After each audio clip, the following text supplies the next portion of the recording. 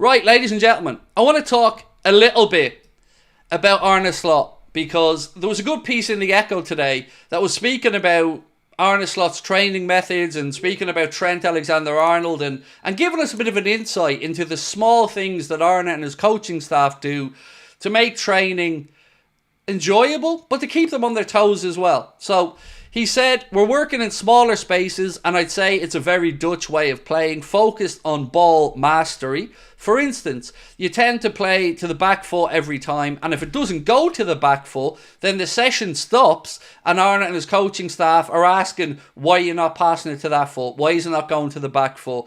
It's that detailed. The manager's a perfectionist, and so as players, you have to be too. We all agree that perfection doesn't exist, but we want to be as close to perfection as possible. That's what we strive for. Now this, my friends, is the type of stuff I could listen to for hours. To hear these players talk about Arne Slot and these small little adjustments and things that he's making, it just makes me feel again, why would Trent want to leave? This manager is clearly a top coach.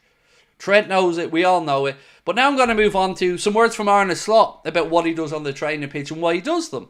So Arne Slot, speaking about the training ground and the day-to-day stuff, said, my job and our job as a staff is to create fun while they are learning. I want to create a cultural atmosphere where players like to be at this training ground. So many people write about tactics, so it's not that difficult to understand tactics or good training ideas. But it's all about who do I bring and how do I bring these ideas to the players? How do I get them full of energy on a daily basis? It's a constant thought of what am I going to say tomorrow to get them going again.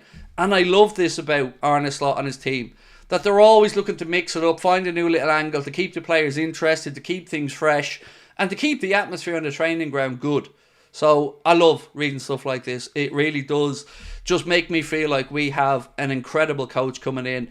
And, you know, we're all worried about what life might be like after Jurgen because we had such a great time under Jurgen. Again, I hope that this reinforces the narrative that Arne Slot is no sacrificial lamb. Arne Slot is no make-weight manager. He's here to be successful. He's here to win.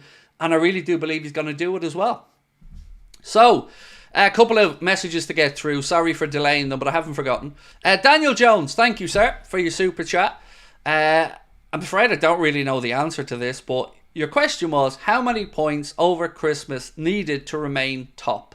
Look, all roads to me, mate, lead to the December 1st game at Anfield against Manchester City. We come back, we've got Southampton away, 2 o'clock on Sunday, next Sunday, and I feel like we should be taking care of that. Then we've the small matter of a Champions League game against Real Madrid, and then it's Manchester City. That's huge.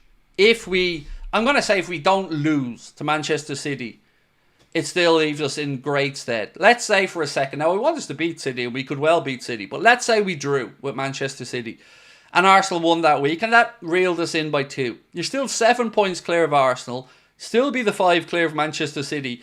You'd have played City in one of the 2 games already, and you'd have played Arsenal in one of the 2 games already. So, I wouldn't say no, you know, because 2 draws there mean that, yes, we keep chugging along. Now, I want us to beat Manchester City, and I firmly believe we've got a good chance to do that. But it's these are the games for me that are going to make a big difference to how the season pans out. So I'm hoping that, 1, we pick up no more injuries or anything in the remaining few games of this international break. Now, obviously the England game and the Ireland game earlier on meant that those guys are now finished and they can work their way back to their clubs. But yeah, that's the one for me. The Man City game is going to give me a belief. If we don't lose that game, I'm fully on board HMS Pistol League at that point. So yeah, I don't know how many points they'll make, because that game's important. You know, if we won that game as an example, well then you're 8 clear of City and 9 clear of Arsenal minimum.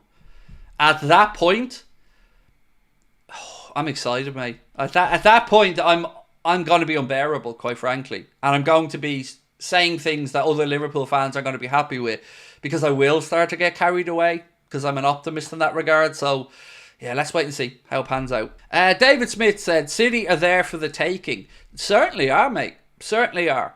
They don't look even a pale imitation of themselves. They look nowhere near the levels that we know City are capable of. Muiz said, if we beat City in 2 weeks, what is your percentage of us winning the league? You don't want my answer, because it will annoy a lot of people. But I'm going to give it to you anyway, bro. If we beat Manchester City and we open up an 8-point gap over them and a 9-point gap over Arsenal, I will not accept anything other than winning the league. We have to win the league. You cannot open up that 8-point gap having played both of them once and not win the league. So I'm saying if we beat Manchester City, we're winning the league. If we lose to them, we're not winning the league. Or I'm not saying we won't win the league, but if we beat them, for what it's worth, you asked, so I'm going to tell you, I'm thinking we're goddamn winning the league, mate. And I'm going to be very upfront about that.